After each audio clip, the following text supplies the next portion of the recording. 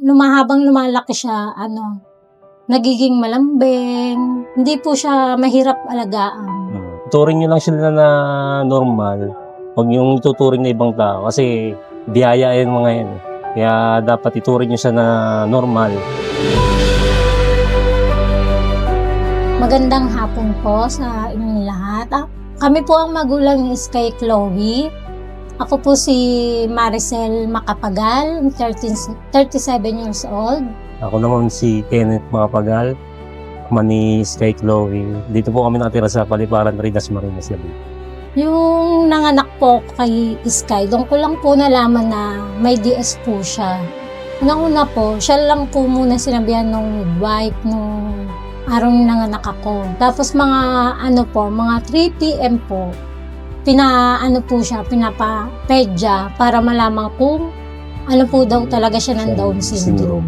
Nung dinala ko po siya sa pedya, may mga senyalis pa po siya na DS po talaga siya. Kaya nung sabi, Ipapakryo. sige-kryo, kaso wala pa akong budget kaya hindi po namin siya pa. Tapos po nung mga 5 months na po, doon po nalaman na may murmur po siya sa puso. Tapos to the echo po siya. Tapos nung nalaman po na may butas po yung puso niya, 2, ASD at PDA.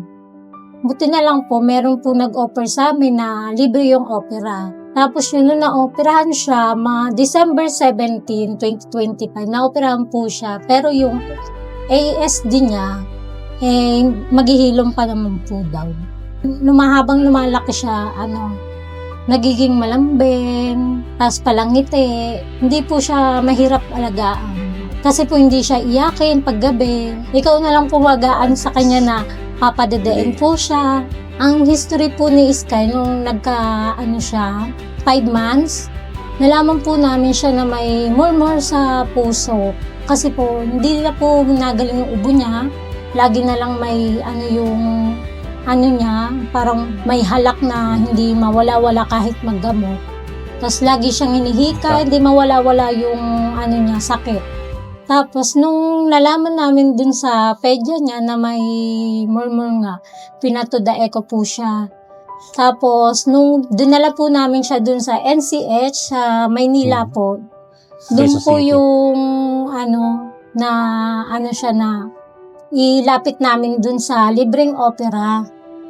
Minsan, nung nagkataon na may libreng opera, nag-iisip po kami kung papa-opera namin. Gawa nga po na baby pan. Kala namin, open surgery. Open surgery. Kaso, lang pala siya, yung sa may, iladaan. Device closure. Tapos, noong December 17, na-operahan na yung puso niya. Ang mga tumulong po sa amin, yung nalaman ko sa group ng mga Down syndrome, doon ko rin po nalaman yung mga libreng nila.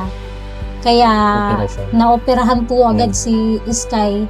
Nung na-operahan po si Sky, hindi na po nag-uubo, hinihika, nilalagnat. Nung una talaga nakashock din kasi wala namang kami history ng ganyan. Pero nung nakita ko, sabi ng nagpaanak sa misis ko, baka po DS yung anak ko na. Yun, nung nakita ko siya, meron na, nakita ko na iba yung itsura niya kasi hindi siya. Tapos sabi ko, ang unang inisip ko, baka pagkalabang lumalaki, mabuli. Ang dreams namin sa kanya, yung lumaki siyang masigla, masayahin. Yung parang normal lang siya na gusto namin ganun siya, makapag-aral. Maging malalapit sa mga taong na gustong-gusto siya. Lahat kasi ng mga tao sa kanya dito sa pamilya na minamahal siya. Kaya nakita namin na ituring siyang normal kahit may Down syndrome siya.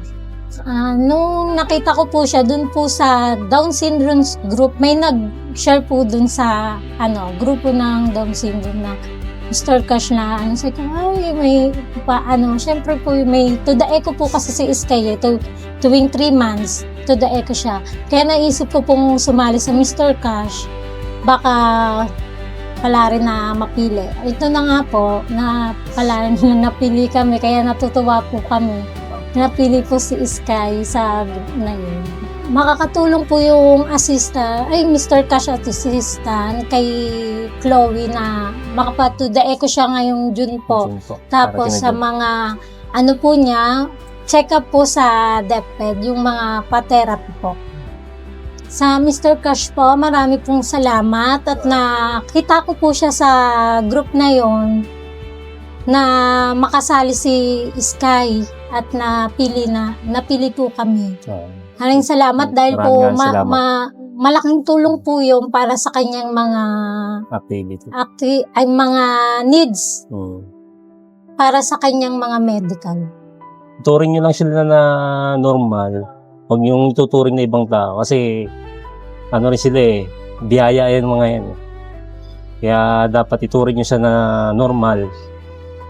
Hindi sila special. 10 years from now, pag nakita to ni Sky, siguro matutuwa siya kasi nakwento namin sa kanya namin dito yung buhay niya. Simula yung nanganak po ako. Mga pinagdaanan din namin. Mga pinagdaanan namin ngayon kasi hindi namin alam na magkakaroon kami ng DS na anak. Saka opportunity na ganito.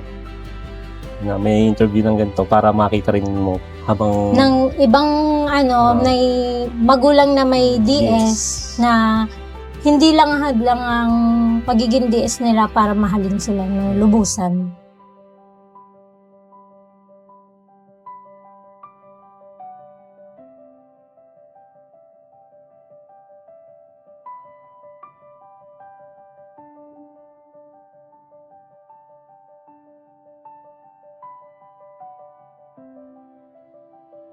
Kaagapay mo sa buhay, Mr. Cash.